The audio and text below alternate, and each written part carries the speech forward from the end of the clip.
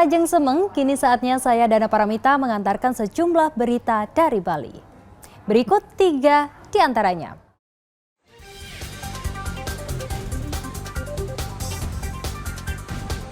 Hujan lebat menyebabkan banjir lumpur di Desa Tianyar, Kecamatan Kubu, Karangasem.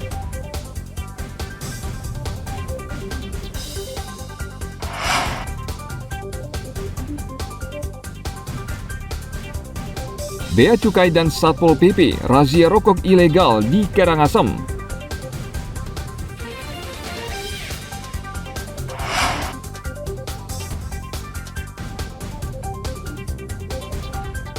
Festival Durian digelar di Desa Madedan, Kecamatan Teja Kula Buleleng.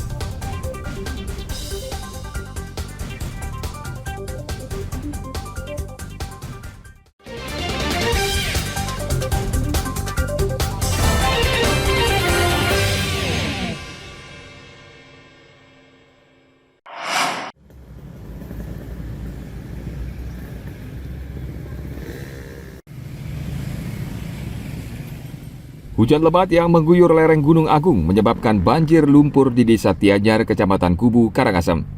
Banjir tidak hanya mengakibatkan kemacetan panjang selama 2 jam, namun juga menggenangi lahan pertanian warga dengan lumpur dan pasir.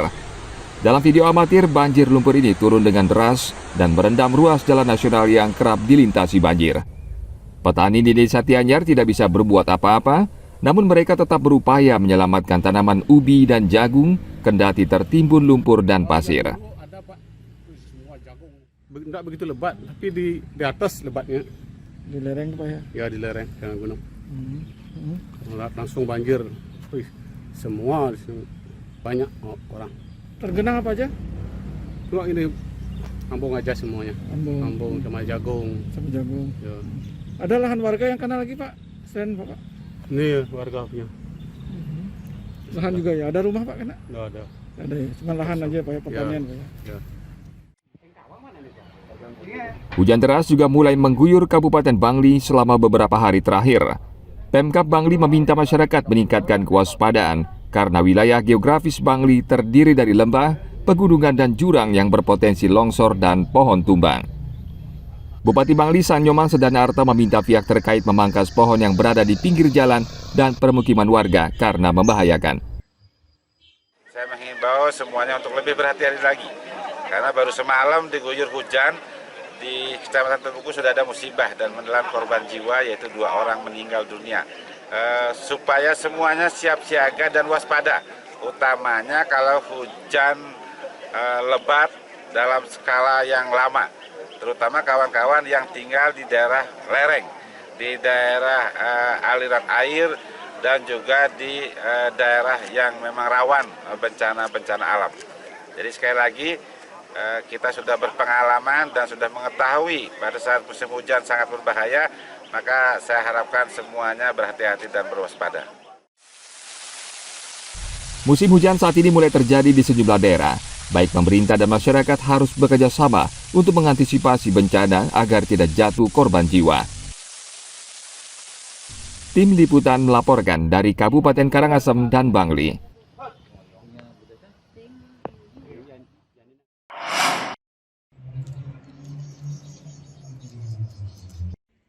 Habis ini nanti itu masuk nanti.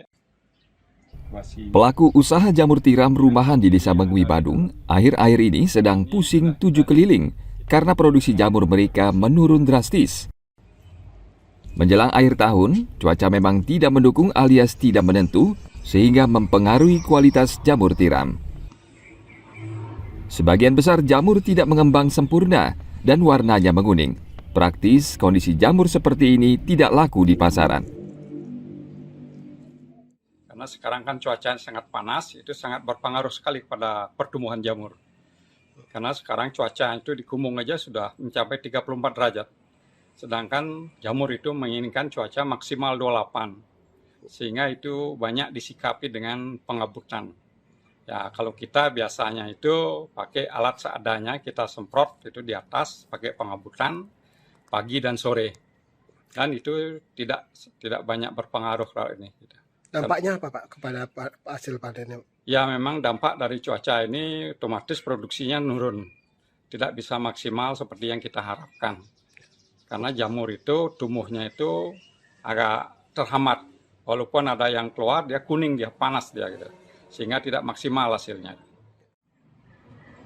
Cuaca yang tidak menentu menyebabkan suhu dalam ruangan menjadi lebih panas. Untuk menyiasatinya, petani jamur terpaksa menetralkan suhu dengan menyemprotkan air di seluruh sudut ruangan. Jaya, salah satu pembudidaya jamur, menyebutkan, dalam kondisi cuaca normal, ia mengaku bisa memanen jamur hingga 25 kg dengan kapasitas 5.000 backlog. Namun kini hanya mampu menghasilkan 10 kg sekali panennya. Jaya dan petani jamur tiram berharap hujan bisa segera turun, sehingga kualitas jamur mereka membaik dan hasil panen menguntungkan. Jamur tiram adalah salah satu jamur yang bisa dikonsumsi manusia. Seperti jamur pada umumnya, jamur tiram banyak tumbuh di daerah lembab dan tidak membutuhkan banyak sinar matahari. Anagung Gede Agung melaporkan dari Kabupaten Badung.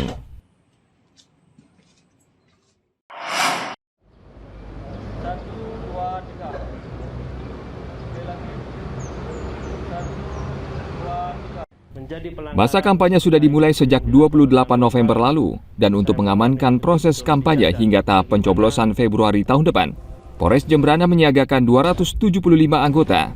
Pengamanan mulai berlaku sejak proses kampanye hingga masa pencoblosan. Karena di Kabupaten Jembrana ada 4 titik yang dianggap sangat rawan. Kapolres Jembrana AKBP Dewa Gede Juliana mengatakan, seluruh anggota polisi akan ditugaskan menjaga kantor KPU, Bawaslu, serta seluruh TPS, termasuk daerah yang masuk kategori rawan. Dicek kembali dari personil yang sudah kita siapkan, kita sudah menunjuk 275 personil berikut dengan sarana prasarana yang akan digunakan dalam pengamanan tahapan kampanye. Tentunya kita berkoordinasi dengan KPU terkait dengan kegiatan-kegiatan kampanye para peserta pemilu, baik itu dengan jenis kegiatan tatap muka, kemudian rapat umum, pertemuan terbatas, dan lain sebagainya. Kita juga berkoordinasi dengan KPU, termasuk juga terkait dengan siapa saja yang ditunjuk sebagai pelaksana dalam kampanye masing-masing partai politik dan juga tim daripada pemenangan calon presiden dan wakil presiden yang ada di Kabupaten Jembrana. Keempat titik atau lokasi yang dianggap rawan berada di Kecamatan Jembrana dan Kecamatan Pekutatan. Di Kabupaten Jembrana ada sekitar 890 TPS yang tersebar di 5 kecamatan, dengan jumlah daftar pemilih tetap mencapai sekitar 240.000 pemilih. Tim Liputan melaporkan dari Kabupaten Jembrana.